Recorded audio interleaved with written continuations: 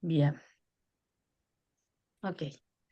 Bueno, en primer lugar, darle la bienvenida a Gabriel, que ahora en unos minutos lo vamos a presentar. También queremos aprovechar para saludar a Natalia Brenner, que es nuestra compañera y que dentro de unos días va a realizar otro conversatorio sobre un tema territorial, sobre la equidad territorial y el desarrollo sostenible en el territorio junto a Salvador Esqueloto. También la semana que viene tenemos a Mariana Mota para hablar sobre el tema del plebiscito de allanamientos nocturnos. Y bueno, y hoy tenemos la satisfacción de recibir a Gabriel, al que conozco hace muchísimos años y quiero muchísimo, que aceptó venir a conversar con nosotros sobre comunicación, pero fundamentalmente sobre el tema ley de medios. Quisiera presentar a Gabriel. Gabriel es comunicador, magíster en educación, doctor en estudios culturales latinoamericano, profesor titular grado 5 de la Facultad de Información y Comunicación, FIC, de UDELAR.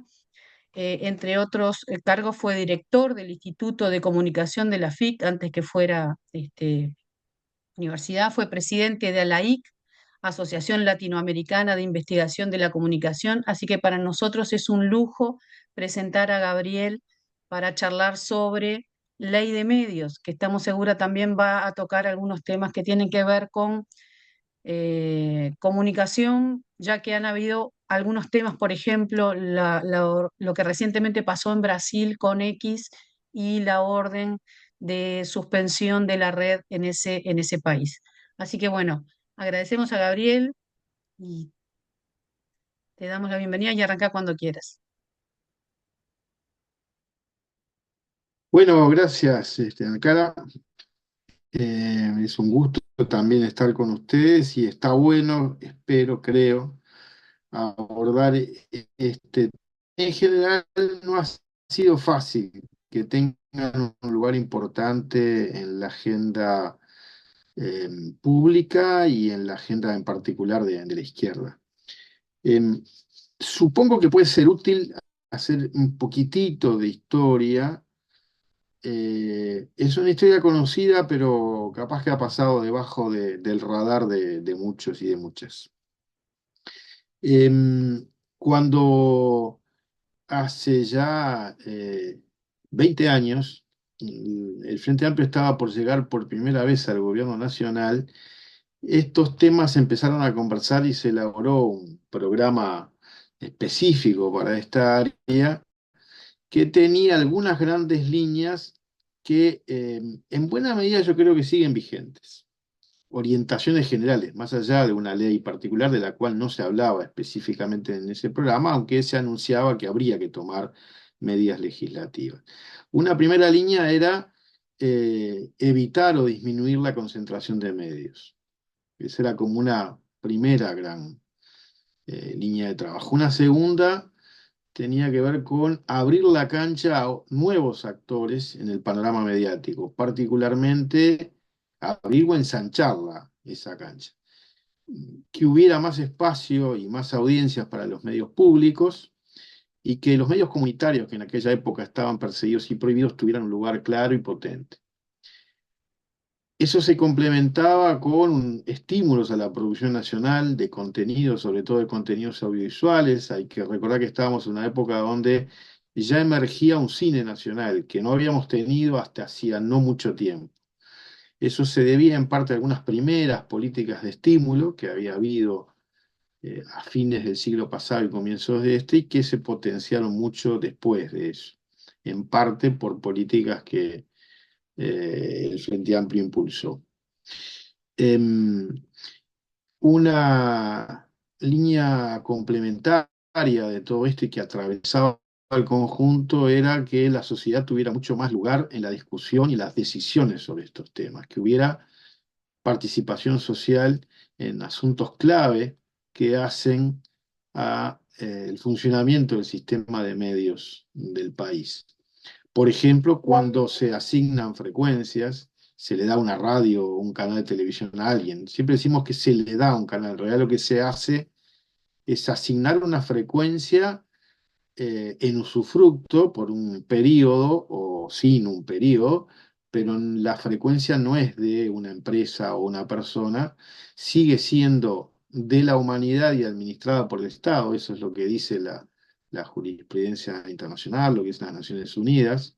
El espectro radioeléctrico que usan los canales de televisión y las emisoras de radio es un bien común de la humanidad y los estados lo administran. Entonces las empresas, por ejemplo, lo que hacen es usarla un tiempo, pero no son dueñas y, por ejemplo, no pueden venderlas.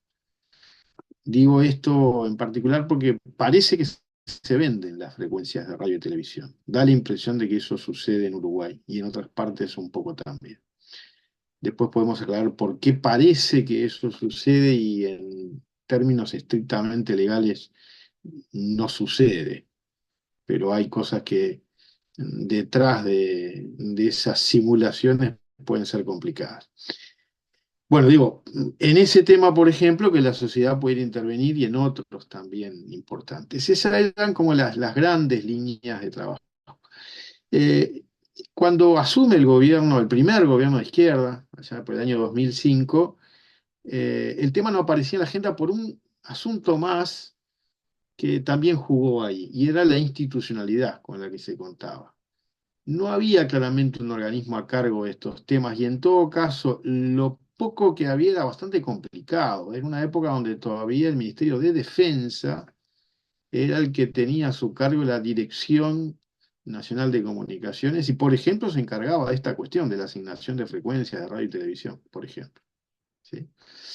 Eh, y justamente en aquel documento programático de hace tantísimos años, se decía que había que revisar esta cuestión. Incluso se manejaron distintas opciones, incluida una que a mí no me convencía, que era la de crear un ministerio específico.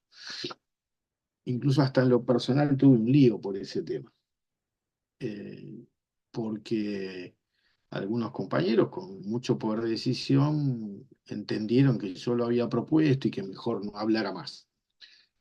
Bueno, después igual hablamos, hicimos muchos eventos y discutimos mucho, pero el tema realmente yo siento que ni en aquella época y en general después no quedó incorporado como una prioridad programática efectiva. Hay muchas cosas que se pueden poner en un programa de gobierno, pero que después no necesariamente son una prioridad del gobierno que llega.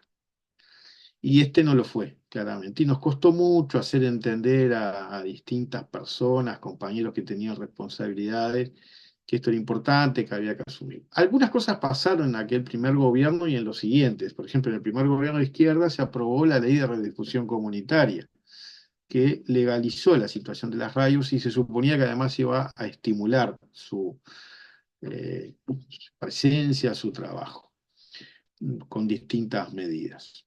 Le reservaba, por ejemplo, un tercio de todo el espectro radioeléctrico para ese sector. Eh, no quiero adelantarme ni perder mucho tiempo. Si uno mira lo que pasó con la ley y su aplicación, pasaron cosas interesantes, pero no sé, podemos hacer un primer ejercicio acá en este espacio de Zoom. ¿Quiénes de ustedes escuchan una radio comunitaria habitualmente? Les pregunto a quienes están aquí. Está entre las radios que escuchan. Si escuchan radio, porque capaz que los que están aquí no escuchan nunca radio. Si es así, da lo mismo cualquiera. Pero de los que escuchan radio habitualmente, ¿alguno de ustedes escucha una radio comunitaria? ¿Alguna radio comunitaria? O no, por lo menos. ¿Alguien sí? Bueno, esto no es una encuesta, ni revela porcentajes, ni nada, pero puede ser una muestra, ¿no?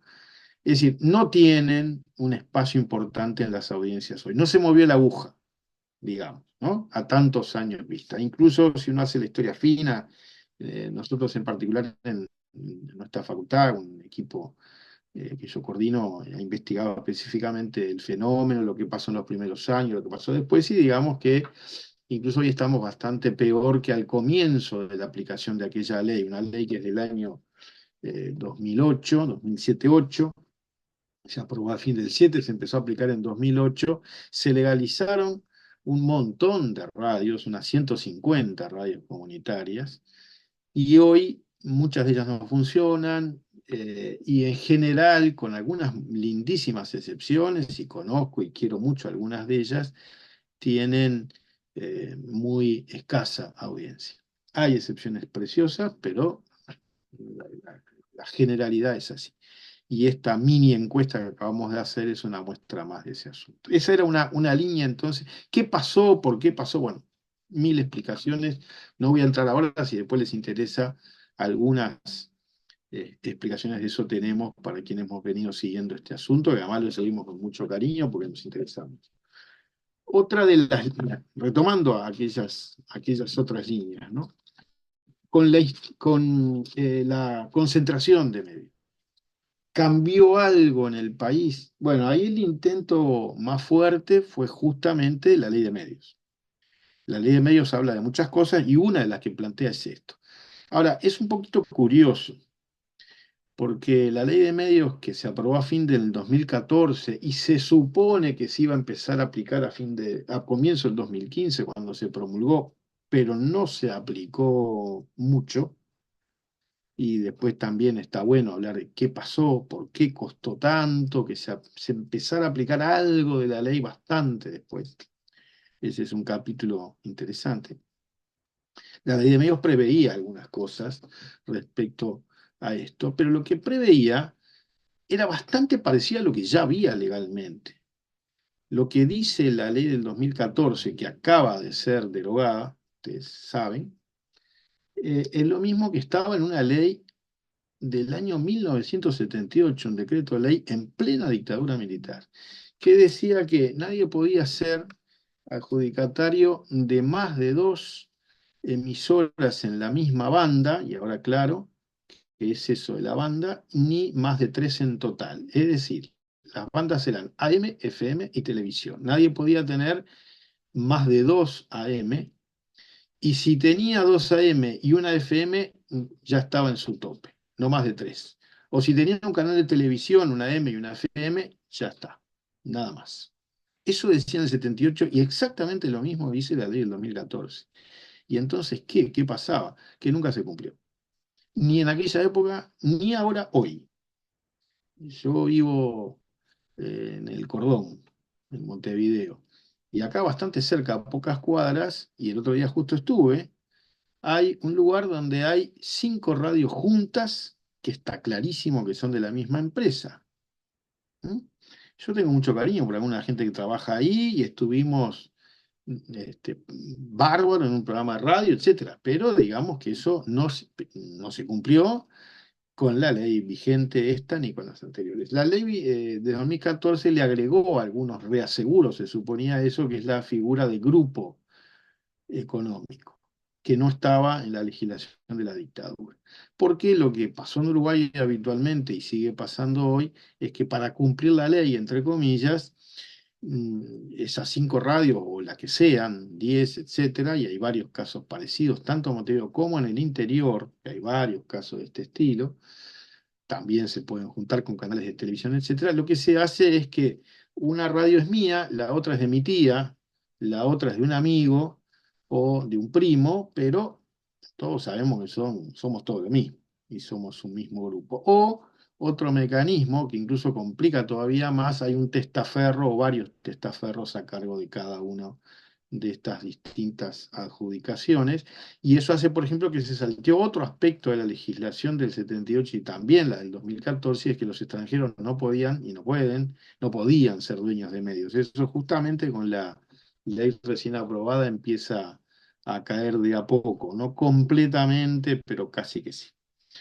Y entonces hay extranjeros que también, eh, es muy conocido en Uruguay, tienen uno o varios medios de comunicación, pero no figuran como tales al frente de esos medios, sino testaferros en su nombre. Bueno, eso pasó, eso aún con leyes vigentes no se controló, que es otro de los problemas que hay, no solo que haya una ley, sino que se cumpla, efectivamente. Y estas cosas también pasan. Segunda línea, entonces, uno podría decir, ¿se mejoró en materia de desconcentración en todos estos años, en esos 15 años de gobierno de izquierda, o qué pasó después? Y yo diría, no, no mucho, no mucho. Hubo alguna cosita, daría para ver, algún caso, donde algo se logró, pero poca cosa. Siguiendo con esta línea, los medios públicos ampliaron su campo de acción en estos años, un poco sí. Eh, y en algunos momentos eso fue para adelante y para atrás. Por ejemplo, cuando en aquellos primeros años el Frente Amplio, el gobierno del Frente Amplio se hizo cargo del canal oficial, el Canal 5. eh, en aquel momento se encontró que aunque había unas cuantas antenas en el interior no operativas, y entonces las volvió a activar, y entonces se empezó a llegar mejor a distintos puntos del país y se mejoró bastante la infraestructura y la programación de ese canal. Eh, la verdad es que tampoco se movió demasiado la aguja, había una dificultad para que gane espacio ese canal, y también ha ido y venido sus políticas. Una de las cosas que está, y eso es interesante y diferente en la ley de medios vigente entre 2014 y 2024, esos 10 años de vigencia, es la gobernanza de los medios públicos. Es un debate internacional que en Uruguay no se ha dado en general, y que sería importante, me parece que es la distinción entre medios oficiales o de gobierno y medios públicos. Los medios estrictamente públicos en el mundo en general tienen una gobernanza especial que los hace autónomos de los gobiernos. Tienen una gobernanza en general con participación social bastante amplia. Eso justamente está en la ley del 2014. Hay un consejo honorario asesor al menos, es asesor, es honorario, no decide, con una integración muy amplia, con representantes de la academia, de la sociedad, de distintos sectores empresariales, sociales, etcétera.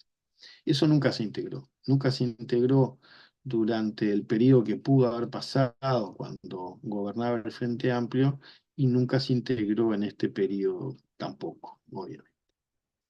En este periodo hay que recordar además que el actual director de los medios públicos, Gerardo Sotelo, al principio de su mandato dijo tendría que haber un consejo de notables o algo así, que hiciera algunas recomendaciones importantes a los medios públicos. Le preguntamos en aquel momento por qué en vez de eso no integraba ese consejo que estaba por ser designado y nunca había sido designado, donde hay representantes de distintas instituciones, organizaciones, etc. Debía haber. Finalmente Sotelo tampoco designó aquel Consejo de Notables ni retomó lo que estaba en la ley. Bueno, tenemos entonces ahí también una zona problemática, complicada. Em, lo que sí había muy interesante en la ley del 2014 era esta cuestión de la participación social, que va muy de la mano con la transparencia. Me refiero a lo siguiente: las asignaciones de frecuencias históricamente en Uruguay se daban de modo discrecional por decisiones del Poder Ejecutivo. Eran los gobiernos los que decidían a quién se le asignaba una frecuencia de radio o de televisión. El papá del actual presidente, en una declaración pública, dijo una vez con una sinceridad casi suicida cómo funcionaba aquello. Y él decía que lo que le pasaba es que llegaba alguien diciéndole, Luis Alberto, dame una radio. Y bueno, y le dábamos, dijo él. Y después venía y decía, Luis Alberto, dame publicidad para sostener mi radio, publicidad oficial. Esto además pasaba, y también lo explicó, y se manifestó en contra, y hay que reconocer que cumplió Jorge Valle cuando fue presidente, diciendo que lo habitual era que esas adjudicaciones se hicieran al final de un mandato o al principio del siguiente, para adelantar o pagar favores políticos. Es por eso que cuando asumió el gobierno del Frente Amplio en el 2005, durante sus 2 primeros años, o casi 3, la única legislación que hubo sobre este tema fue justamente sobre este asunto, una ley de artículo único que dice que no se pueden adjudicar frecuencias de radio ni de televisión un año antes y 6 meses después de las elecciones. Eso se trasladó después a la ley de medios de 2014 también. Y es bien, parece una medida saludable, digamos, para evitar estas cosas. Pero además está la cuestión de la transparencia y es por qué se adjudican o no frecuencias de radio y televisión, con qué criterio se hace eso. Eso empezó a cambiar antes de la ley de medios, cuando la ley de radiodifusión comunitaria ya incluyó mecanismos de transparencia, un consejo asesor por donde pasaban todas estas decisiones, no decidía el Poder Ejecutivo, pero con ese asesoramiento, y ese asesoramiento era de un consejo con una integración muy amplia. eh, También representante de las propias radios comunitarias, etcétera, y del sindicato de periodistas y demás. El, a eso se le habían agregado algunos mecanismos que después se incluyeron también en la ley de medios para todos los medios y que ya se habían empezado a manejar por vía de decreto y no de ley desde la misma época. Estamos hablando allá por el año 2008. ¿En qué consisten esos mecanismos? Consejos asesores con integraciones amplias que discuten todo esto, criterios explícitos para adjudicación de frecuencias que incluyen un proyecto comunicacional, un proyecto económico, eh, empleo de personal previsto, etcétera, una serie de criterios que se establecen previamente cuando se hacen llamados y el hecho mismo de que se hagan llamados públicos y no simplemente alguien pide una radio y se le da o no se le da, pide un canal y se le da o no, sino que se hace un llamado público, se presentan todos los que quieren. eh, Ese llamado además es obligatorio hacerlo cuando alguien pide, es decir, yo pido que me den una radio en Canelones y no me la van a dar. Lo que van a hacer, según la legislación que estaba vigente, es hacer un llamado, porque en ese momento se puede presentar, además de presentarme yo, se puede presentar otros. Y todos van a presentar propuestas ante ese consejo asesor y ante una audiencia pública donde cualquier ciudadano y ciudadana puede ir, escuchar y preguntar. Eso pasó. Yo no sé si alguno de ustedes pudo ver o enterarse de que esas cosas existieron y fueron súper interesantes. Yo estuve presente en muchas audiencias de distinto tipo porque integré algunos de estos organismos asesores varias veces o investigando el fenómeno. Por ejemplo, pasó más de una vez, sobre todo en el interior, donde estas cosas tienen una fuerza interesante, que se presentaba más de una propuesta para una emisora de radio comercial o de radio comunitaria, había de los dos tipos, con audiencias distintas, con mecanismos parecidos, y entre esos oferentes llevaban, por un lado, algo que podía ser un poco complicado, que era una especie de hinchadas, ¿no? La gente del pueblo que decía, sí, esta gente es bárbara y ya hizo radio antes, o por el contrario, esta gente es espantosa, ya tuvieron una radio y no le pagaban a la gente, cosas por el estilo, ¿no? De todo un poco. Y por supuesto que había que tomar con pinzas todos esos comentarios, pero daban elementos súper interesantes y además eran muy pedagógicas, porque por ejemplo ahí se enteraba un señor, me acuerdo un caso en Florida, que había presentado una propuesta y que decía que lo que él iba a hacer era levantar programas de otros y retransmitirlos. Y dijimos que eso estaba prohibido, que no lo podía hacer, que así no era la historia, porque él, si iba a tener una radio era para producir algo propio y no meta a levantar contenidos ajenos y nada más. Y se enteraba el señor de que no era así el negocio que él había pensado, etcétera, porque había una intencionalidad distinta de estimular también la producción propia y nacional. La ley del 2014 previó también varios mecanismos institucionales. Uno, una comisión honoraria asesora de servicios de comunicación audiovisual, nombre larguísimo, con una sigla fea, chasca, parece un chasco casi. Pero bueno, ese organismo que yo integré hasta que se acaba de disolver por la Universidad de la República, que tenía un asiento ahí, integraba varios años, nos rotábamos a veces. eh, una cantidad de tareas de este tipo y nos tocó estar en audiencias de ese tipo, opinar y demás. Por supuesto, bueno, no por supuesto, no tenía un poder de decisión, pero en general los gobiernos eh, acataron lo que les recomendábamos, ¿sí? Tanto el anterior o los anteriores como el actual. Es difícil, digamos, después que se han todos estos mecanismos de transparencia, con ciudadanos mirando, con una comisión mirando, con criterios previos, etcétera, eh, pasarse todo esto como si nada hubiera sucedido. Aunque hubo algunos casos muy complicados, capaz que ustedes se acuerdan qué pasó, y eso es previo a la ley de medios, fue allá por el año 2013, con un caso que despertó mucha polémica durante el gobierno de José Mujica con la televisión digital, que es una historia aparte y un gran fracaso, hay que decirlo también, porque, en fin, no hubo todo lo que se esperaba de eso. Cuando se le iba a dar un canal al grupo de la diaria, pero no se le daba, etcétera, ¿no? Eso era por recomendación justamente de una comisión parecida a esta. En la ley también estaba previsto un consejo de comunicación audiovisual que ese sí tenía poder de decisión y era el principal organismo de aplicación de la ley. Ese consejo nunca se llegó a integrar, hubiera tenido 5 miembros, uno propuesto y designado por el Poder Ejecutivo y los otros 4 designados por el Parlamento con una mayoría especial y se integró una comisión especial para esa designación. Es un mecanismo calcado prácticamente de la Institución Nacional de Derechos Humanos, el mecanismo de designación. Los candidatos no pueden ser propuestos por los parlamentarios, sino por la sociedad civil.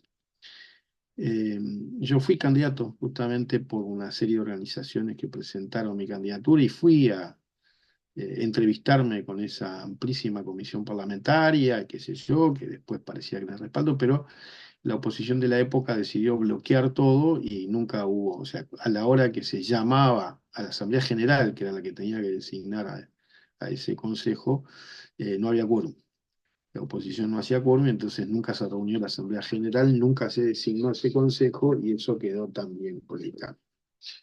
Eh, Había también en la ley del 2014 un mecanismo económico de estímulo a la producción nacional de contenidos audiovisuales, que era otro de los temas y capítulos que mencioné.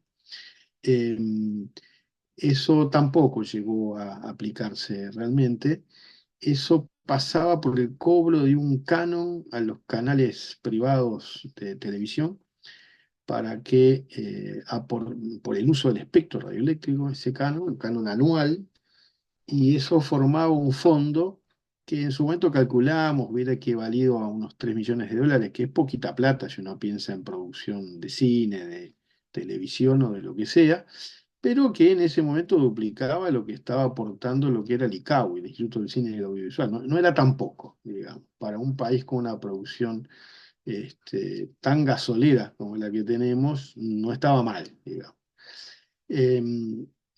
Ese fondo no se cobró, ese canon no se cobró durante el periodo pasado, el periodo 2015 al 20, era cuando se debió cobrar, pero se empezó a cobrar en febrero del 2020 por primera vez. Y el gobierno nuevo que asumió a fin de ese año 2020 le devolvió la plata a los poquitos que habían pagado, la mayoría no habían pagado nada, estaban esperando que el gobierno nuevo derogara la ley o algo por el estilo, incluso parecía que era la intención, y de hecho lo era, porque en los primeros días casi de gobierno, además de la LUC, se mandó un proyecto de nueva ley de medios y ahí desaparecía todo este fondo y ahora acaba de desaparecer formalmente. Lo que hizo el gobierno actual fue primero devolver a los pocos que habían pago y después cada año, a fin de año, como regalo de Navidad, aparecía un decreto diciendo que se les perdonaba el pago porque habían tenido la pandemia y lo habían pasado muy mal, después porque también andaban complicados económicamente, etcétera. Al contrario, incluso se les terminó dando un fondo que viene del Ministerio de Industria para producción de contenidos a los canales privados, al 4, al 10 y al 12 específicamente. No solo no se les cobró, sino que se les dio una cantidad de dinero bastante interesante para producción de contenidos y demás. Un fondo de la Dirección Nacional de Industria que estaba previsto para otras cosas, para, se Sí, Gabriel. suponía, para a la pequeña producción. Sí, Una consultita. Tenemos algunas preguntas y de repente yo sé que es un tema largo y complejo, pero de repente Dale, tenemos que vamos. ir intercalando algunas Dale, consultas. buenísimo, las miro acá. Están en el chat, ¿no? Ahí Ya va, la vi. Está. dale. Este, bueno, con respecto, hay una que es si se promulgó la nueva ley. Aparentemente todavía no, y estamos esperando a ver qué pasa. Estaba el problema hay dos temas ahí. Una era el veto que se estaba esperando del artículo 72, tan polémico, ustedes escucharon hablar, ese que había propuesto Cabildo Abierto. Eso ya pasó, hubo ese veto.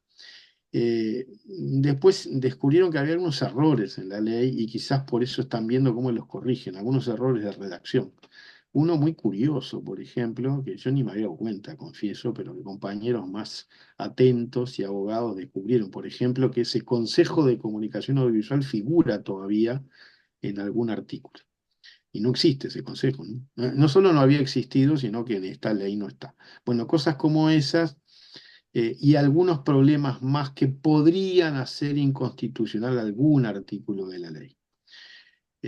Por ejemplo, la designación de algunos funcionarios que no pueden ser designados en este periodo ahora, eh, porque estamos también en veda electoral para estas cosas. No sé si había otra pregunta. A ver, a ver, a ver. Está. Esta otra es interesante y puede ir a los temas quizás más políticos de fondo, ¿no? Ya no jurídicos ni estrictamente mediáticos. No existe dentro del Frente Amplio una única postura sobre la regulación. Pepe dijo, la mejor ley de medios es la que no existe. Efectivamente, todos recordamos mucho la postura de Mujica muy pública frente a esto. Incluso hay un episodio menos conocido bueno, fue bien conocido, pero capaz que no tan escuchado, que es el siguiente. Cuando asumió Mujica en el año 2010, el ministro de Industria de la época y el viceministro, que justamente hoy es candidato de la vertiente, Edgardo Ortuño, convocaron a un comité consultivo para lo que podría ser una nueva ley, una ley de medios, en realidad no una nueva, una ley general de medios que no existía propiamente hasta ese momento. Y me pidieron a mí que presidiera ese comité consultivo. Bueno, había distinta gente allí, los empresarios, los sindicatos de trabajadores de los medios, etcétera, etcétera. Bueno, la academia también tenía su lugar. Yo presidí ese comité, trabajamos durante 4 meses, fue un trabajo bastante arduo y muy interesante, quedaron las actas de todo eso y logramos una serie de acuerdos interesantes incluso con los empresarios y varios desacuerdos que quedaron señalados en el documento final. Y cuando estábamos armando el documento final empezaron a llegar rumores extraños y complicados que no entendíamos. Queríamos hacer un evento importante presentando aquel documento y nos dijeron que mejor no. Y nos encontramos con que el presidente, José Mujica, y le preguntaron en una entrevista en un medio extranjero, porque él estaba fuera del país en ese momento, si sabía de la ley que se estaba preparando y qué opinaba, más bien que si sabía, no, qué opinaba de ese proyecto, cómo era ese proyecto, qué opinaba. Y él, su respuesta fue, no sé de ninguna ley que se esté preparando en mi gobierno y si me trae una ley así la voy a tirar a la papelera. Esa noticia la recibimos en la misma mañana en que teníamos la última reunión del comité para acordar los últimos detalles del documento final. Fue un gran balde de agua fría para un trabajo de 4 meses y produjo consecuencias complicadas. Una, que pasaron 2 años más hasta que finalmente el propio presidente y el Poder Ejecutivo mandaron un proyecto de ley al Parlamento. Eso fue 2 años después. Por un lado. Pero por otro lado, pasó algo más, y es que una serie de alianzas y acuerdos que se habían construido en esa época quedaron muy deteriorados. Por ejemplo, los empresarios que habían en el comité aceptado algunas cosas, después dijeron, no aceptamos nada, si al presidente no le interesa esto, ¿para qué? Bueno, esta anécdota es para tratar de responder, y ahora voy sí más a las posturas dentro del Frente Amplio. No tenemos una prueba clara de qué piensa cada uno, porque incluso cuando en la universidad hemos intentado armar debates sobre estos temas con actores que sabemos o creemos saber que tienen posturas distintas o las tenían en ese momento, muchas veces no vinieron a los espacios de discusión que les proponíamos. Con todo, tenemos algunas hipótesis razonables de qué posturas ha habido. Y la mía, que comparto con otros colegas, con otros compañeros, es la siguiente. Y está bueno para ubicar el tema en la actualidad, en un momento distinto además. Había por un lado una, algunas posturas que empujaban esas líneas que ya les comenté al principio, ¿no? Eh, Evitar la concentración, etcétera, etcétera. Todo eso que dije al comienzo, ¿no?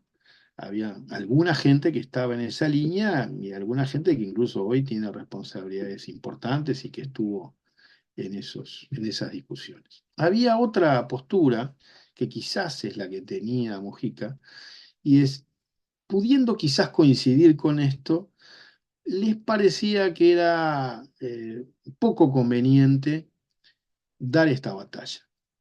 En aquel momento y quizás en el largo plazo, porque era una batalla peligrosa que podía traernos enemistades con los medios, por un lado, y por otro lado, y Mujica lo dijo en alguna conversación semiformal, era preferible, y sigue siendo quizás preferible hoy, acordar con empresarios nacionales que son grandes para Uruguay, pero muy chiquitos para el mundo, ofreciéndole cierta protección frente a esas enormes empresas multinacionales, que tener que lidiar justamente con los grandes del mundo que ni le levantan el teléfono, ni siquiera un presidente para conversar sobre nada. Mujica dijo por allí en algún momento, yo con estos levanto el tubo y hablo, y podemos acordar algunas cosas, y que era preferible ir negociando. En este negociar además juega un papel bastante importante la publicidad oficial, que se ha convertido en Uruguay, y esto pasa en algunas otras partes, en una fuente de financiamiento importante para los medios de comunicación. Hora dada, en parte, por un articulito de la ley de medios que estuvo casi sin aplicación hasta casi el final del gobierno anterior, pero que este gobierno aplicó mucho, que es ese de las campañas de bien público. Ustedes habrán escuchado en muchas desde la pandemia para acá que dicen en el marco del artículo tal de la ley 19.307, ¿no? Este aviso sale, tal. Eso es un articulito de la ley de medios que cambió bastante la ecuación, porque una serie de campañas que se hubieran pagado dejaron de pagarse. Son gratuitas esas campañas, porque hay una obligación establecida en aquella ley y que en principio la nueva también mantiene, porque ahí el gobierno que tan sensible con la preocupación de los medios privados estaba, parece no tener tanto. Sin embargo, igual sigue habiendo mucha publicidad oficial que es muy importante para sostener los medios de comunicación. Esto es importante a nivel nacional, pero además es muy importante a nivel local del interior, ¿no? Las intendencias y su publicidad son muchas veces una fuente clave de ingreso para muchos medios en el interior del país. Em, Esto hace a esta negociación que un amigo mío ha caracterizado un poco por este lado, ¿no? Como una reacción de las izquierdas en muchas partes de América Latina. El vínculo con los medios de comunicación en general y con los privados en particular. Te odio, te temo, te necesito. Y entonces, como te necesito, mejor no me peleo contigo. ¿Sí? Un ejemplo un poco extremo de esto fue los esfuerzos, lo que pasó con el gobierno de Brasil durante los gobiernos del PT anteriores, ¿no?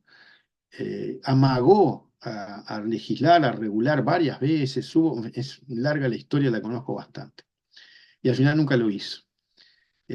Probablemente en esta misma sintonía.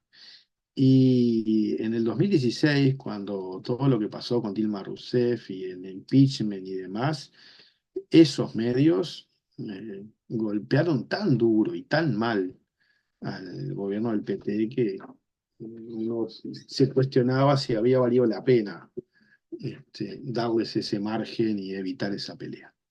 Bueno, esta es una postura, pero había otra, creemos, que es la siguiente, y que es muy importante hoy.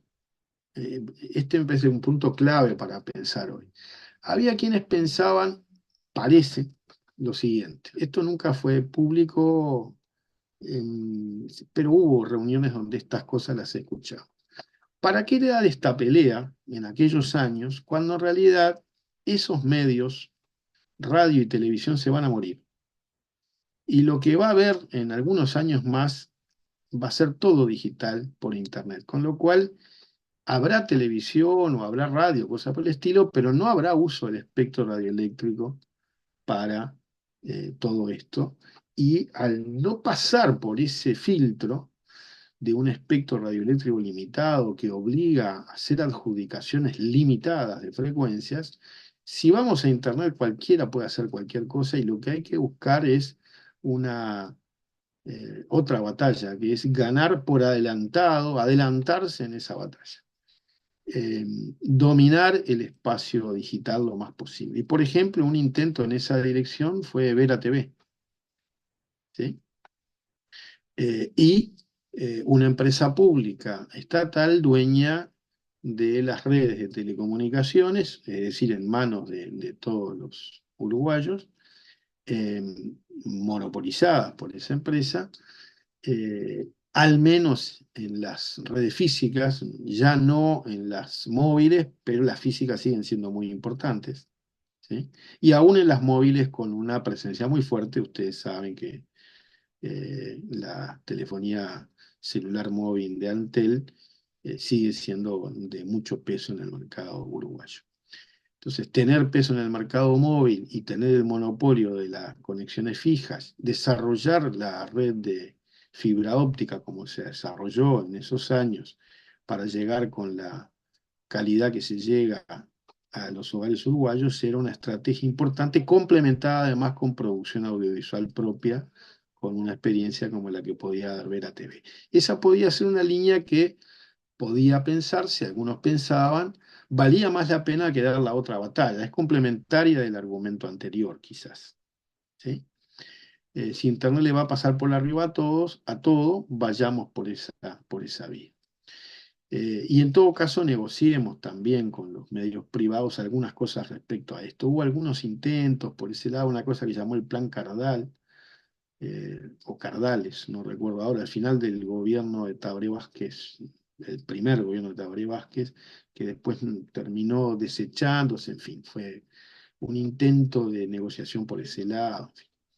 En fin. Este tema ahora vuelve con mucha fuerza en la nueva ley recién aprobada, pero también en una serie de decretos y medidas administrativas que se tomaron incluso antes de la aprobación de la ley, cómo empezar a darle permisos, licencias de Internet a los cableros chicos del interior, que con el argumento de que sin eso se iban a morir.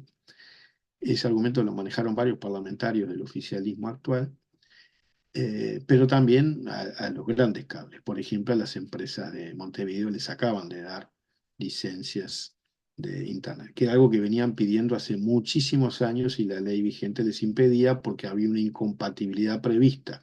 Si tenés cable, no podés dar servicios de Internet. Si tenés televisión por cable, le llaman, bueno, cable o cualquier sistema de pago, ¿no? Televisión para abonados, no podés tener también servicios de Internet. Bueno, esto es clave y queda ahora horadado por la nueva ley, pero ya había quedado horadado por medidas diversas de gobierno, artículos colados en las rendiciones de cuentas anteriores, etcétera, etcétera. Y acá entonces me parece que por acá había, esta es la opinión que tenemos algunos, posturas distintas era la pregunta en el gobierno, perdón, en el Frente Amplio. Creemos que estas tres, podría haber otras, ¿sí? Y creemos que lo que en todo caso pasó es una pena, y es que no hubo una discusión interna, seria, rigurosa, con estas tres y quizás otras posiciones. Me parecen respetables las tres, con argumentos distintos. Yo soy partidario de la primera por algunos argumentos, pero admito que se pueden tomar en cuenta puntos de vista de las otras dos y trabajar con ellas. ¿Por qué creo que las otras dos no son adecuadas? Bueno, daría para conversar más, pero sé que hay más preguntas por acá y podemos ir tratando de responderlas. A ver si no me salté alguna antes. Ah, bueno, no, voy a esta. ¿Cuáles son los puntos fundamentales de una buena ley de medios? A ver, yo creo que son los mismos que hace 20 años y que dije al principio, en primer lugar. En segundo lugar, eh, hay que ser cuidadoso con la institucionalidad que se construye para aplicar esta ley y ahí hubo algunos problemas y fracasos. Por ejemplo, ese bloqueo parlamentario que debió haberse previsto y evitado para que se designara un organismo de aplicación y demás, sin tantas dificultades que lo impidieron finalmente. Pero junto con eso, tiene que haber, yo creo, otros dos elementos claves. Uno, una muy fuerte voluntad política y una construcción de alianzas sociales fuertes. El- la voluntad política, en primer lugar, del partido que está en el gobierno y del poder ejecutivo que esté al frente del gobierno. No alcanza con eso. Muchas veces hay que construir alianzas mucho más fuertes y hay que trabajarlas. Algunas de esas alianzas quedaron muy deterioradas, como ya dije, con aquel comentario casi al paso de Mujica de que no sabía ninguna ley y la iba a tirar a la papelera. Eso dañó mucho.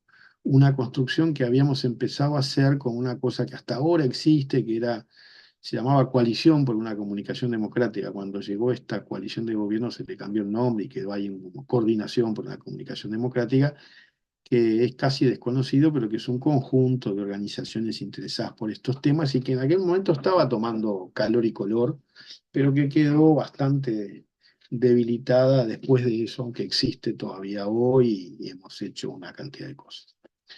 Digo hemos porque la integramos desde la universidad también.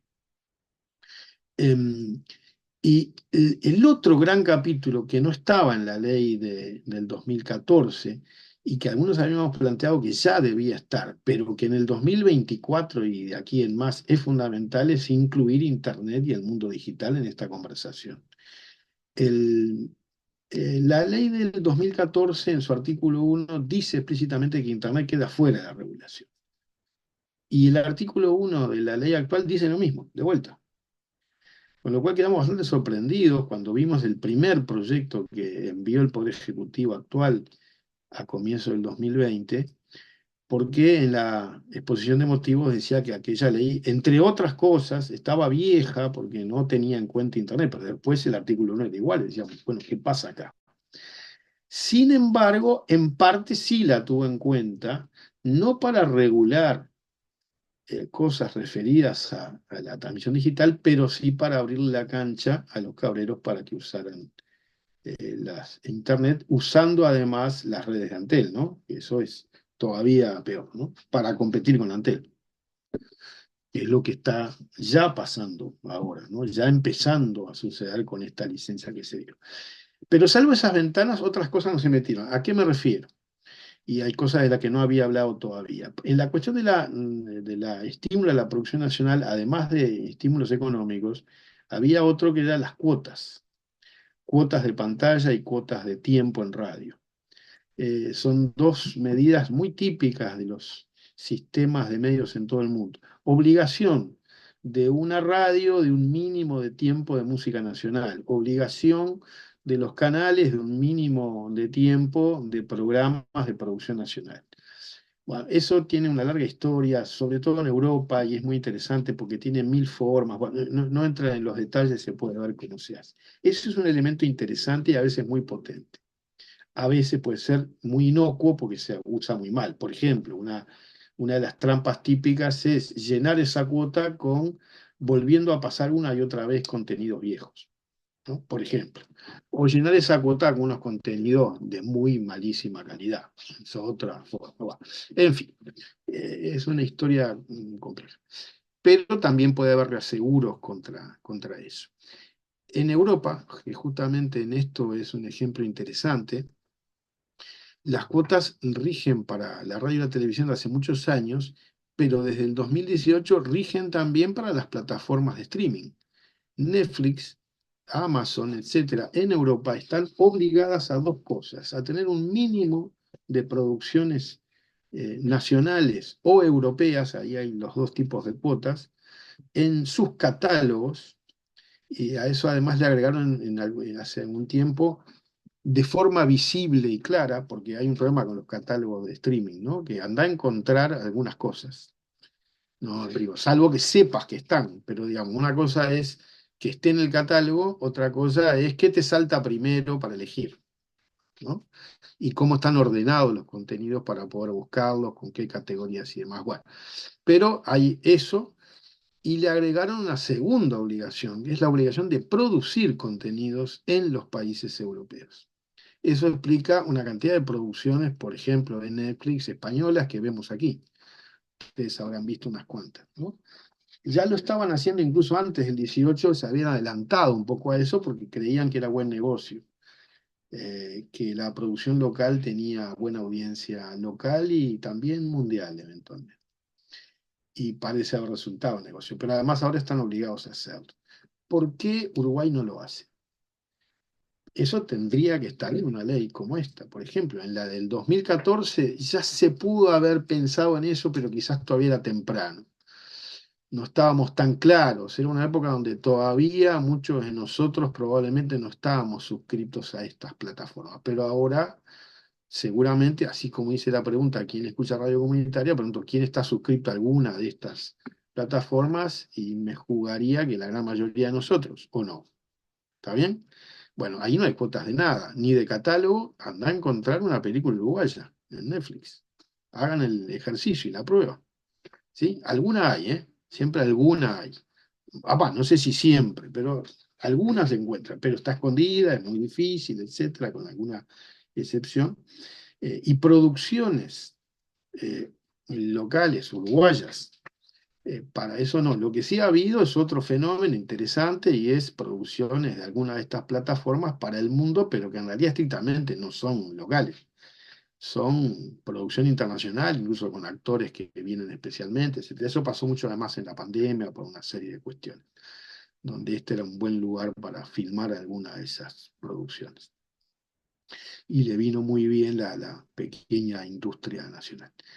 Entonces, bueno, ahí una buena ley tiene que tener las cosas que había antes en la ley del 2014, algunos mm, reaseguros de diseño institucional, y podemos ver un poquito más qué podría hacerse, pero sobre eso mucha voluntad política para ser aplicada, porque no basta con simplemente tener una ley y mecanismos para, esfuerzos para aplicar, etcétera, etcétera. Y eh, incluir la discusión sobre los temas de Internet, que yo sí creo, y en eso coincido con quienes piensan que eso es un fenómeno clave a mirar y a seguir en cuenta. Eh, Incluso cuando algunas políticas públicas que no pasan ni por leyes ni por decretos se meten con esto, a mí me preocupan. Por ejemplo, en este periodo, pero también antes, Antel estimulaba la venta de sus contratos de telefonía celular regalando suscripciones, al menos por un tiempo, a alguna de estas plataformas. Está bien, no digo que no, pero ¿hay alguna obligación, alguna contraprestación? ¿No? Nada, cero. Y yo diría, por lo menos algo de eso, ¿no? Quizás requiere una ley, bueno, incluyámoslo en la ley. Esa es una zona entera que hay que empezar a trabajar. Yo puse el ejemplo de las cuotas, pero hay otros temas que también hay que pensar. Unos tienen que ver con un tema que ya no es audiovisual y no pasa por los medios, que es esto que acaba de pasar en Brasil, responsabilidades de las plataformas, etcétera, ¿no? En ese caso pasó con X, con la ex Twitter, pero eh, es todo un tema de discusión en el mundo. Y entonces ahí ya estamos hablando de algo más que una ley de medios, estamos hablando de una ley de medios y de plataformas digitales y probablemente puedan, y quizás tengan que ser leyes diferentes, pero muy articuladas en algunos puntos. Por ejemplo, este que acabo de nombrar, porque la llamada convergencia digital donde es difícil y ya imposible distinguir entre una cosa y otra, ¿no? Que es televisión y que es digital, etcétera, etcétera, hace que algunas cosas hay que verlas juntas. Después hay otra pregunta Comento acá, que dice, esa, te comento, sí, Gabriel, que esa sí, pregunta sobre la ley de medios, una buena ley de medios, la hizo el Pato Parada, que además te manda saludos. ah, bueno, un abrazo para el Pato también. Y creo que acá viene esta que dice qué sucede hoy cuando algunos medios, como las plataformas de redes sociales, son de empresas extranjeras. La ley de medio barrial, bueno, ya acabo de responder a eso. Sí debería regularlas también, sin duda. Y el cuento de que son extranjeras y no se pueden, no es cierto. Eh, Incluso agrego un poquito más. Es tan no cierto que los catálogos de estas plataformas son distintos en cada país. Sí, son extranjeras, pero se adaptan a cada lugar y te muestran o no distintas cosas en cada lugar, por ejemplo. Es decir, sí, hay que regular cosas aquí y probablemente es una discusión que hay que abrir fuerte para discutir mucho más que lo que acabo de decir. Después dice, Cabildo Abierto hizo intentos de planteos a nivel parlamentario de censurar contenidos, en de medios tiene la potestad de censurar. Bueno, yo creo que no debería tener y ese intento de Cabildo fracasó. Era complicado, además, el intento, en fin, bastante entreverada la cosa. El primer intento de Cabildo preveía un organismo de aplicación, el segundo ya no lo incluyó cuando finalmente logró que lo votaran en el Senado y logró que lo votaran también en diputados, pero sin mecanismo de aplicación, y finalmente además el presidente vetó ese artículo. Así que eso quedó por fuera. Eh, es un tema igual, yo diría, complejo y polémico que daría para unas cuantas discusiones. Siempre se dice que censura no, pero también suele decirse que algunas regulaciones sí, de qué tipo y cuáles, ¿no? Por ejemplo, había en la ley cuestiones referidas a discriminación, odio, etcétera. Y bueno, y ahí siempre se generan polémicas sobre dónde están los límites y quién lo decide y cómo se regula, etcétera. Para eso la ley del 2014 preveía que en definitiva lo resolvían los jueces, lo cual parece razonable. Pero también es cierto que hace a veces largos estos procesos, ¿no? Porque una campaña de odio que circula o discriminatoria que circula será a posteriori penada, etcétera, lo cual puede generar señales a futuro, pero no para una cosa que esté sucediendo en el momento y a veces los daños son complicados. Bueno, esto es de las discusiones típicas de este tipo de legislación, que en el caso uruguayo además ya tenían algunas regulaciones previas a la ley de medios. Están en la llamada ley de prensa, que es previa, y que regula no solo a los medios audiovisuales, sino a todos los medios, ¿sí? Y que hacen a estas otras cuestiones. Acá vieran qué cosas deberían figurar en esa ley. Bueno, ya lo dije, creo, recién, ¿no? Esto lo decía el Pato. ¿Cuáles son las diferencias fundamentales entre la ley que había y la que está vigente hoy? Bueno, esto sí merece una respuesta más detallada.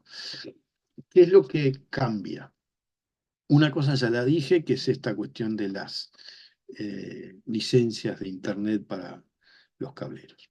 Eso es una novedad, algo que estaba prohibido expresamente en la ley del 2014 y se había cumplido.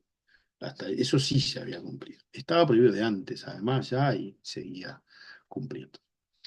Eh, ¿Qué más cambió? Desaparecen todos los mecanismos de transparencia y participación social.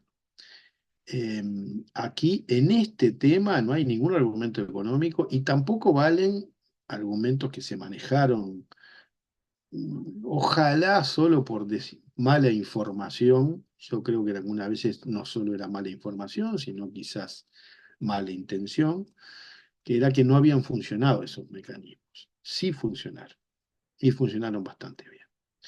Eh, costó, costó por falta de voluntad política, entiendo yo, eh, pero finalmente se pusieron en marcha todos estos mecanismos de la ley del 2014. De hecho, esa comisión honoraria asesora recién en el 2017 se integró. Eh, pero bueno, se integró finalmente, yo la integré hasta hace poquito, hasta que se derogó, y funcionó bien. con muchas reuniones y más, en algunos casos con agotadoras e infinitas reuniones. Por ejemplo, en 2017 y 18 para opinar sobre la reglamentación de la ley del 2014.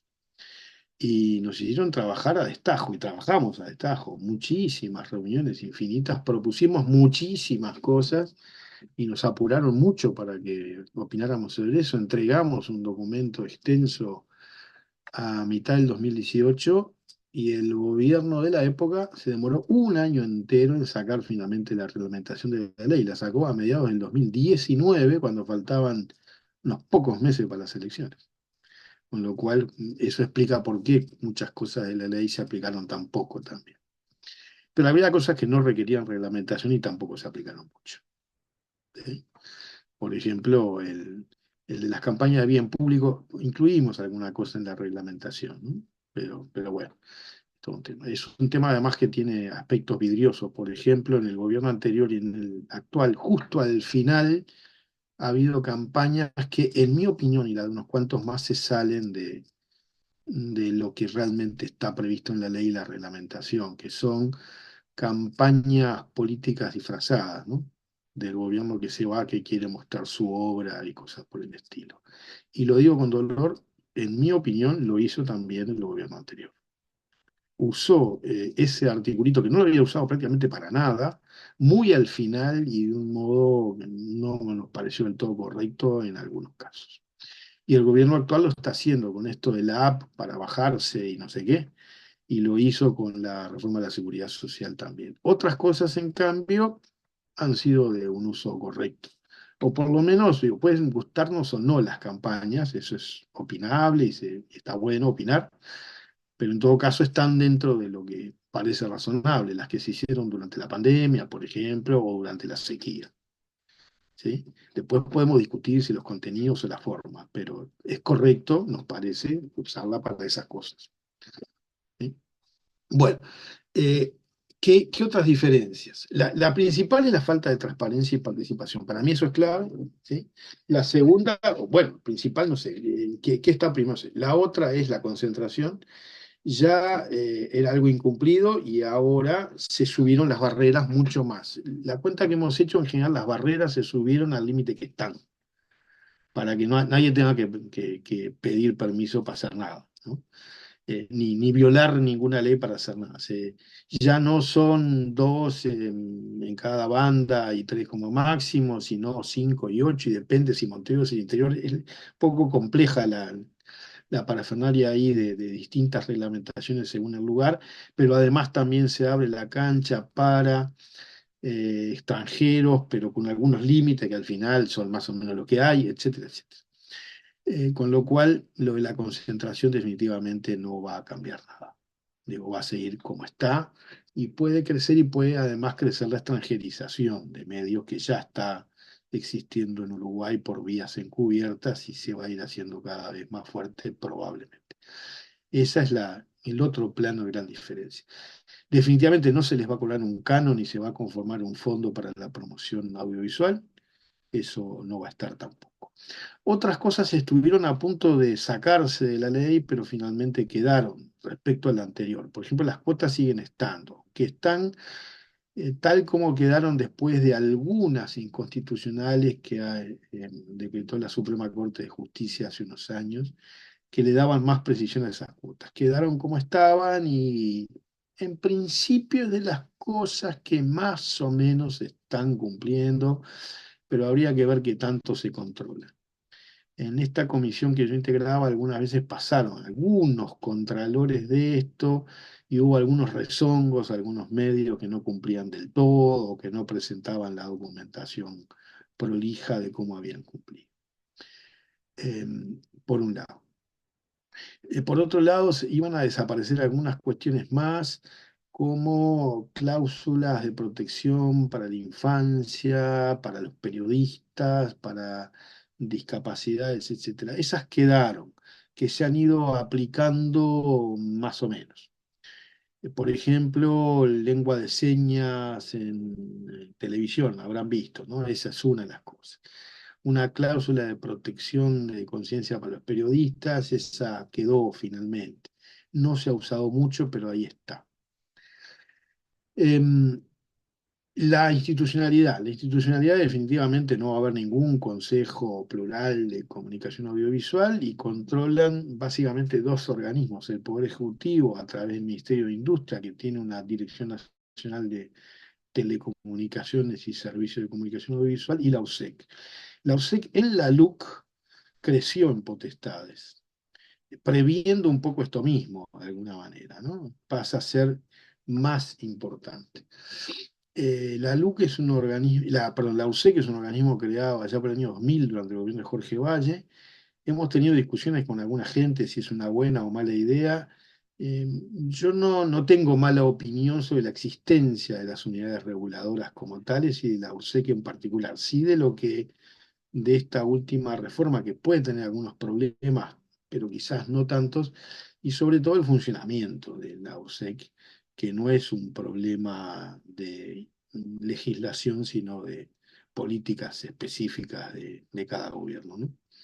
Hemos conversado bastante con representantes del Frente Amplio en ese organismo. Ustedes saben que tiene un directorio con integración plural, está en minoría ese representante hoy,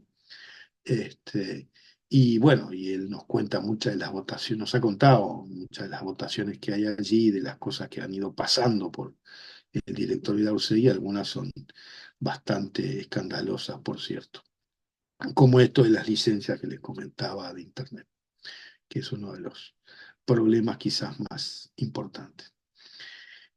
Hay preguntas sobre empresas extranjeras. Bueno, les comento algún caso, un caso muy hay un par de casos muy interesantes. Uno viejo y notorio es el grupo Sarandí, que tiene un empresario guatemalteco que es dueño de buena parte de ese grupo. Es un empresario que tiene muchas empresas de medios en la parte de América Latina, un tal González.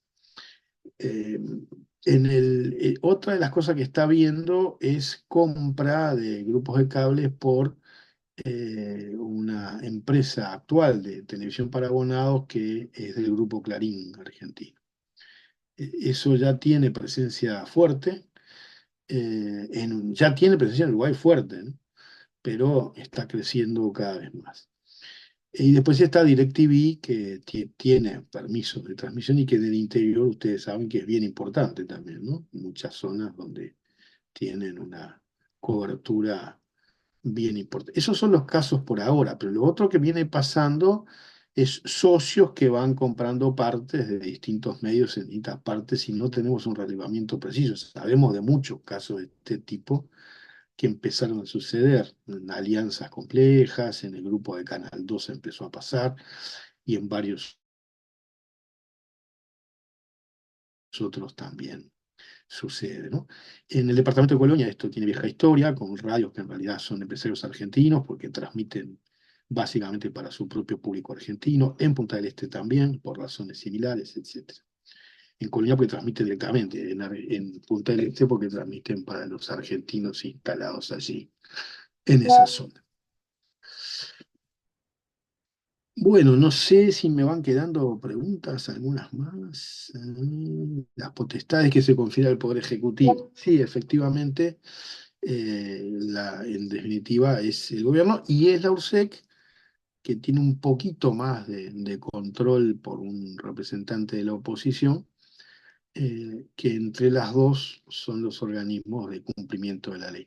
Que fue lo que pasó además al no designarse el Consejo de Comunicación Audiovisual, ¿no?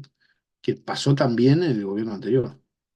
Porque ese iba a ser el organismo de aplicación. Y como nunca fue designado, siguió siendo esa dupla URSEC-DINATEL las que ejercían efectivamente el control y la aplicación de la ley. No sé si tenemos alguna cosa más o vale la pena algún otro comentario más general, no sé. No, no sé por dónde les parece que se podría, que falta. Me dicen si falta algo de las preguntas por responder, no me doy cuenta. A mí me parece que fue riquísima, me parece que ley de medios en realidad es un tema complejo que a la izquierda le ha costado mucho sintetizar. De hecho, habría que ver que hay dentro del programa del Frente Amplio sobre el tema comunicación, ¿no? Entonces, me parece que este primer conversatorio contigo sobre este tema, creo que ha sido súper, súper interesante y completo.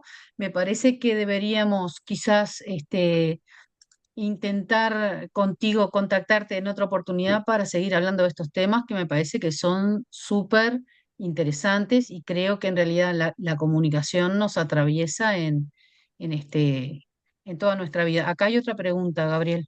Ujú. Bien, a ver, ¿cómo se regula el tema de la publicidad? Bueno, sobre publicidad hay alguna regulación en la ley del 2014, unos límites de tiempo. En la legislación actual en la nueva ley, tengo que revisarla con cuidado. Entiendo que se ampliaron algunos. Eso fue y vino muchas veces en la discusión parlamentaria. Se hicieron excepciones y demás. De hecho, ya había algunas ventanitas para dar excepciones en algunos casos y después muchas dudas sobre si eso se controla bien o no. Límites de tiempo, minutos por hora de televisión, minutos por hora de radio que están establecidos, que tenían algunas diferencias, Montevideo interior y algunas cosas más. Pero bueno, ahí está. Eso respecto al tiempo de publicidad. Después había otras regulaciones que estaban, por ejemplo, referidas a infancia, prohibición de publicidad dirigida a niños en ciertos horarios y publicidad protagonizada por niños en ciertos horarios. No, en ciertos horarios no, siempre, ¿no? Ahí había una serie de regulaciones. No, no prohibición de, pero muchas regulaciones sobre la intervención de niños en publicidad. Em, no demasiado más, pero había algunas cosas de este tipo previstas en la ley del 2014. ¿Hay dudas sobre qué tanto se controló y se aplicó? Yo tengo dudas. Algunas veces que pasaron algunos de estos reportes de control por la chasca, nos dejaron también dudas, pedimos nuevos informes, etc. Va por ahí. Después hay un mecanismo de autorregulación, se supone, de un consejo autorregulado formado por las agencias y los anunciantes para regular algunas cuestiones éticas y de contenidos.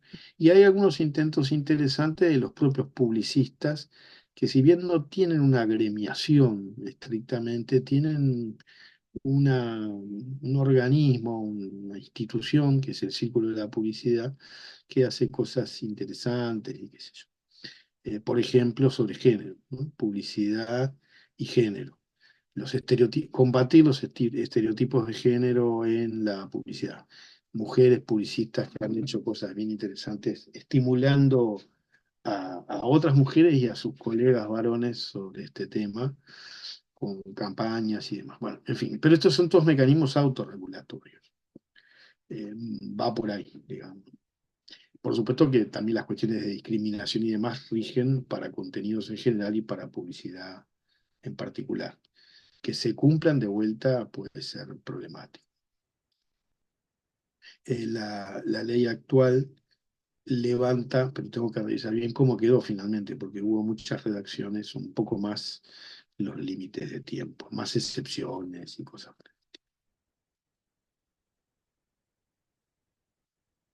Perdón, hay un tema así clave que es la policía oficial, ya lo mencioné. Sobre eso se intentó varias veces una ley específica en este periodo y en los anteriores, y siempre naufraga. A última hora no se logra. Una ley, por ejemplo, que reclaman mucho los medios del interior, que les toque parte de la torta nacional de publicidad oficial. Les toca siempre parte de la torta local, pero no de la nacional. Y otra serie de cosas, sobre todo evitar lo que ha pasado con la publicidad oficial, o puede pasar si no hay regulaciones, y es usarla como método de estímulos y castigos, y no con criterios técnicos, porque, por ejemplo, y esto es una historia conocida, eh, que rige tanto para medios audiovisuales como para los medios escritos y para medios digitales, que es darle publicidad a un medio que no tiene audiencia. Eh, ¿Cuál es el criterio? ¿Para qué se le da publicidad oficial a un medio que nadie lee o que nadie oye o que nadie ve? O que muy poquita gente le oye. ¿O por qué se le paga tanto que no tiene proporción con su audiencia, ¿no? Cuando uno mira, y a veces se han pedido informes y en general no lo dan los organismos públicos, aunque se usa otra ley muy interesante y vigente, que es la ley de acceso a la información pública, pidiendo información sobre esto, muchas veces no se logra conseguir. Pero cuando se ha logrado y algo se transparenta, quedan muchas dudas. Por ejemplo, aparece que se le pagó tanto a tal medio por tal campaña y tanto a tal otro por tal campaña. Y uno mire y dice, pero pará, esto está al revés. Este medio tiene poquita audiencia, este tiene mucha. ¿Por qué se le pagó más al que tenía menos audiencia? Y bueno, y uno empieza a mirar y a veces tiene que ver con el color político o con cualquier otra razón. Puede haber alguna buena razón, y hay países que lo usan, para subsidiar a los medios. Y de hecho Uruguay tiene un subsidio, que si quieren les comento, eh, que tiene dos mecanismos de subsidio, digamos. Pero lo que nos parece que eso hay que hacerlo de modo transparente. Subsidiamos a un medio porque, por ejemplo, tiene una afinidad cultural muy valiosa y aunque tenga poca audiencia, queremos que ese medio exista, incluso que crezca en audiencia y le damos un subsidio. Hay buenas razones para eso, ¿no? Los fondos de incentivo cultural para distintos emprendimientos tienen ese carácter, ¿no? Se le da dinero a alguien con algún fin que se considera valioso. Pero no es lo mismo que la publicidad, que se supone que tiene algún otro criterio, tiene que servir para llegarle a cierta gente de cierta forma, etcétera. Bueno, y eso muchas veces no resulta. En el interior incluso esto es más grave a veces, ¿no? Mirá que si me seguís dando palo, ¿no? Dice el intendente, yo te saco la publicidad, ¿no? O vamos a darle una tandita a este amigo que hace un programa donde nos trata bien. Ese tipo de cosas pasan mucho en el interior. Incluso lo hemos conversado con intendentes frente amplistas alguna vez. Este tipo de cosas. Dice, bueno, pero ¿qué querés que haga? Y yo qué sé qué, con el palo que me dan, por lo menos que me trata bien, bueno, sí, pero como criterio puede ser complicado. La legislación sobre eso no se logró, tampoco se logró, y ha habido todos los líos recientes sobre la publicidad electoral, ¿no? Que es otro temón también. Eso estaba en la ley del 2014 y la Suprema Corte fue de las poquitas cosas que obligó a derogar. Y fue muy curioso cómo lo obligó, en fin, sería otro capitulito, es rarísimo lo que hizo la Corte con eso porque dijo que no estaba mal, pero que el criterio que estaba en la ley no estaba bien. O sea, que era legal, razonable, pero que los criterios para asignarnos. Hicimos un trabajito y, nosotros, no lo hice yo, pero algunos compañeros hicieron un trabajo para ver cuáles serían buenos criterios, comparaciones internacionales, qué resultado darían distintos parámetros, ¿no? Por ejemplo, si se usa la votación de la elección anterior o no y cómo se usa, ¿no? Porque ¿por qué se le da tantos minutos a este partido y tantos a aquel otro, ¿no? Bueno, eso tiene mucha experiencia internacional y se pueden copiar buenos criterios o adaptar y hacer algunos calculitos que hicimos para Uruguay. Pero no se logró nada y sigue habiendo lo que hay ahí y es una fuente de ingresos muy importante para los medios en una zafra corta, pero que les viene bárbaro, ¿no? Y no quieren dejar de cobrarla, obviamente. Bueno, y ya vieron las discusiones. Ahí queda, es todo un campo que necesita regulaciones específicas y que es bien importante. Y es un campo que además ha tenido muchos cambios en los últimos años por la migración progresiva hacia la publicidad digital. Pero eso sería todo otro capítulo que ha pasado. Es largo de contar, mejor no entramos a estas horas porque se nos fue el tiempo. Después había otra eh, que decía, si estaba hablando de Petinati, no, yo en particular no sé si por qué venía lo de Petinati. En particular no había pensado en él, podríamos pensar, pero no venía por ahí mi cuestión. No, creo que está. Lo último es más un comentario que está acá, si sin duda la izquierda se debe una discusión profunda, sí, creo que sí. Por ejemplo, esas tres líneas si existían, y si existen hoy, y si hay otras, ¿cuáles serían, no? Esto va a su vez, y esto sí lo quiero decir, pues ya casi en el cierre, ¿no? De la mano de algo que me parece que es clave también, eh, y que es lo siguiente. Mucha de la discusión que se ha dado sobre estos temas está principalmente preocupado con los medios en tanto vehículos de información periodística. Y está bien, pero mucho menos preocupados con los medios como vehículos para la ficción. Y a mí me parece que eso es absolutamente clave para pensar con cabeza de izquierda. Porque buena parte de las batallas culturales suceden en la ficción y no solo en la información. Los modelos de vida, de cultura, las formas de pensar y demás las matrizan mucho más las películas, las telenovelas y muchas otras cosas que la información periodística. Y si no nos metemos con eso, me parece que nos falta algo. Y eso no va por el lado de censuras o regulaciones, pero eh, sí puede haber educación mediática, y eso, me olvidé de decirlo, eso estaba en la ley del 2014 y nunca se aplicó.